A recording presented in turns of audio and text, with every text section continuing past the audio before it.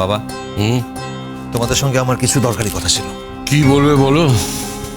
তোমরা তো জানো যে আমার পোস্টিং হয়ে যাচ্ছে জোরবাংলে। হ্যাঁ, তাই তো শুনলাম। তুই তো আমাদের তো সেভাবে কিছু বলিসনি। অবশ্য বলবি বা কি করে? বাড়িতে নিত্যদিন যা চলছে, এক এক দিন এক একটা ঘটনা, ঘটনার ঘন ঘটা। তেমন কোনো কথা নয়। আর আমার যেমন চাকরি যে কোনো সময় যে কোনো জায়গায় বদলি হতেই পারে, এখন আমার বদলি জোরবাংলায় হয়েছে। এই ট্রান্সফারটা যে আপনি পছন্দ করে নিয়েছেন এটা তো কাউকে জানাচ্ছেন না। সেটা এখানে অবান্তর, তাই জানাচ্ছি না। তাই নাকি? তুমি নিজে বদলি নিয়েছো? কলকাতা ছেড়ে তুমি বাইরে যাবে কাজ করতে? আমার বদলি হয়ে যাচ্ছে সেটাই বড় ব্যাপার। এখন সেই বদলি আমি নিজে চেয়ে নিয়েছি নাকি অন্য কেউ আমাকে বদলি করে দিয়েছে সেটা কোনো বড় ব্যাপার নয়। কবে তোমার যাওয়া? আগামীকাল।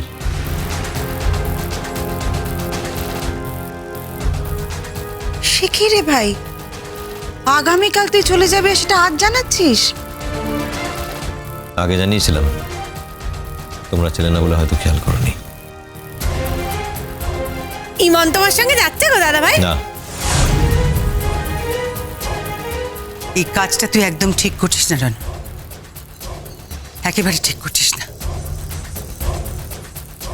কোন কাজটা মা? যদি তুই নিজে থেকে বদলি নিয়ে থাকিস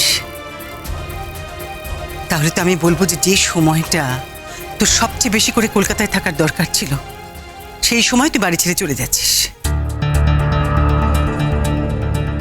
এখন তো দাদাভাই কলকাতায় আছে, বাড়িতে আছে, তাই আমার মনে হয় না কলকাতায় আমার থাকাটা এতটা জরুরি।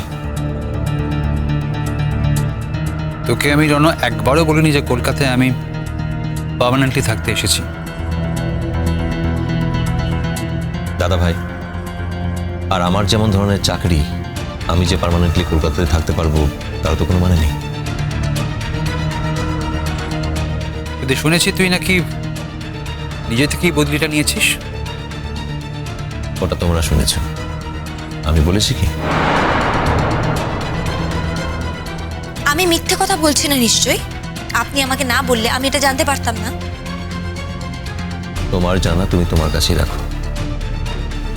এ কি? আপনি সব ব্যাপারে আমার উপর জোর খাটাতে পারেন, আমি পারি না?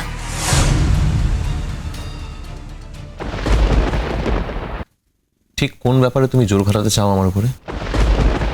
আপনার যাওয়া হবে না। কেন আমার যাওয়া হবে না? কেন? আমার যাওয়ার সঙ্গে তো তোমার কোনো সম্পর্ক নেই। তোমাকে তো বলছি না আমার সঙ্গে যেতে হবে, তুমি এখানেই থাকবে, তোমার লেখাপড়া আছে যখন। শুধু আমার বদলি হয়েছে আমি যাব, এমনটাই তো কথা ছিল।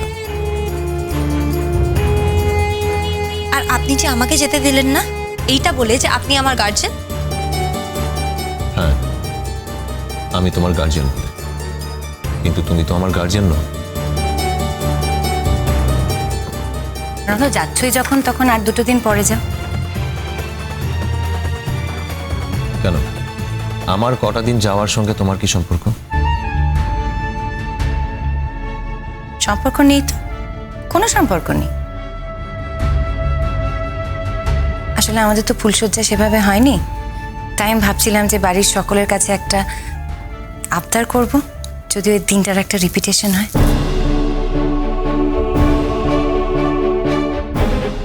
সে কি? এটা আবার কখন ঠিক হলো?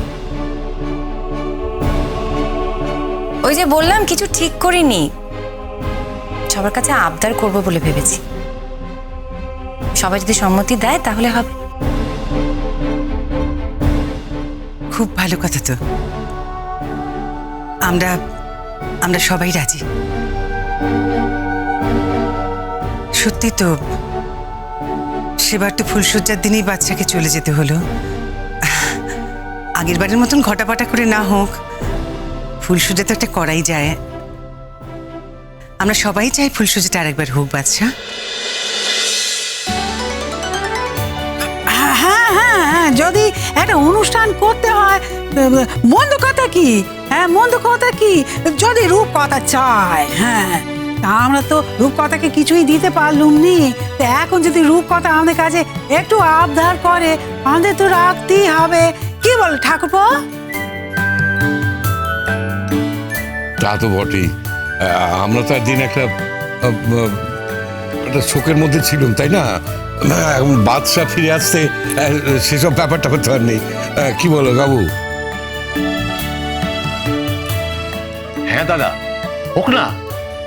বাড়িতে অনেকদিন সেভাবে আনন্দ আহ্লাদ হয় না। বাদশা চলে গিয়েছিল আর বেচারি রূপকথা একা একা মন মরা হয়ে ঘুরে বেড়াতো, ভালো লাগতো না। এখন তো সেটা হবে না, বাচ্চা ফিরে এসেছে। আর বরাবরের জন্য নাই বা থাকুক, একটা যাওয়া আসা তো থাকবে। কি আচ্ছা হ্যাঁ রে, তুই রূপকথাকে নিয়ে যাবি তো? কই না তো, সেরকম তো কোনো প্ল্যান নেই আমার। তুমি কি বিয়ের পর বই থেকে দূরে দূরে থাকবে নাকি? তোমার হয়তো কোনো পরিকল্পনা নেই, কিন্তু আমার আছে। আমি যাবো তোমার সঙ্গে।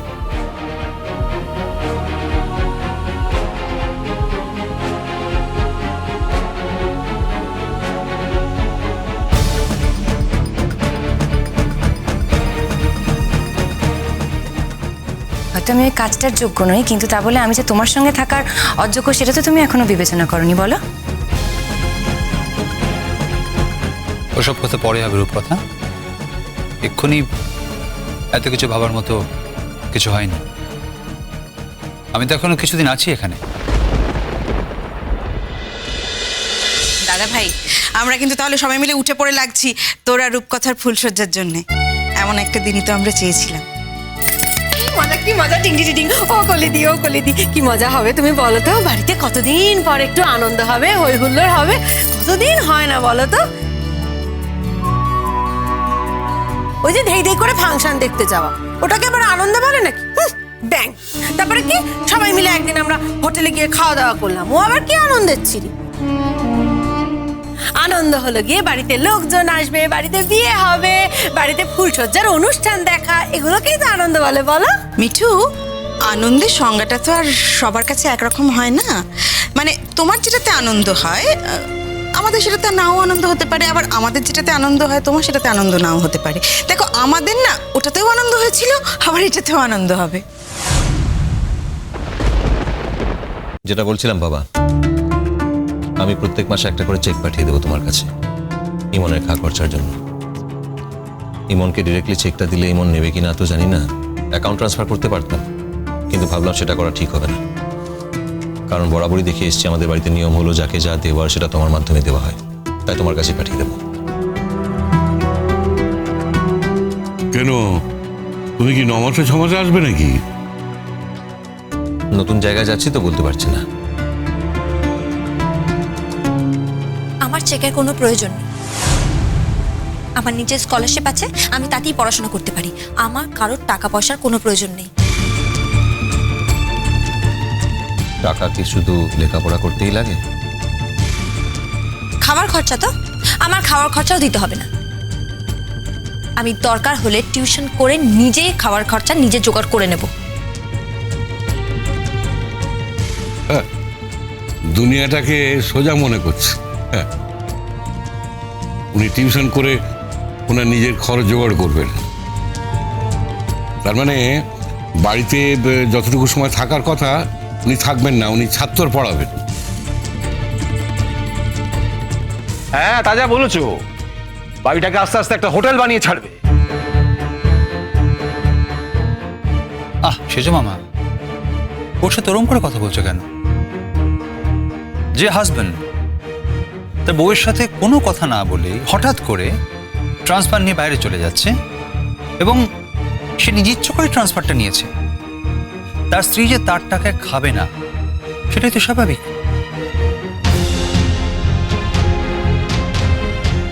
বিশেষ করে ইমনের মতো মেয়ে, তার কাছে তো এটাই এক্সপেক্টেড।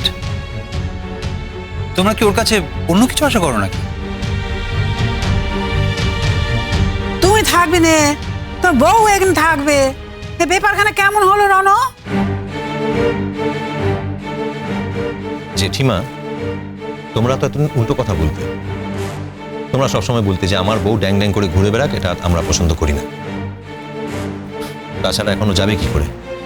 আমার যেখানে যেখানে বদলি হবে সেখানে সেখানে যদি আমার সঙ্গে ঘুরে বেড়ায় তাহলে পড়াশোনাটা কি আদৌ হবে? আমি কিন্তু রিকোয়েস্ট করবো রানু, অন্তত সেই দিনটা তুমি এসো। দেখো, আমার আশা নিয়ে তোমার ফুলসজ্জার আনন্দ বাড়বেও না, কমবেও না। তাই আমি বলবো আমাকে এতবার রিকোয়েস্ট করো না। যদি আমি পারি নিশ্চয়ই আসবো, আর যদি আমি আসি তাহলে আসবো আমার দাদার বউ ভাত উপলক্ষে। তাই বলছি, আমাকে এতবার করে রিকোয়েস্ট করার কিছু নেই।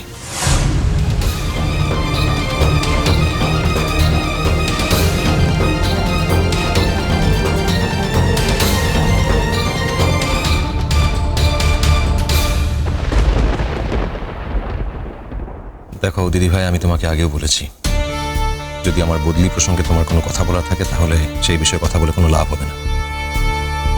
অর্ডার চলে এসছে, আমার হাতে চলে এসছে, আমি জাস্ট চার্জ হ্যান্ড ওভার করতে যাচ্ছি।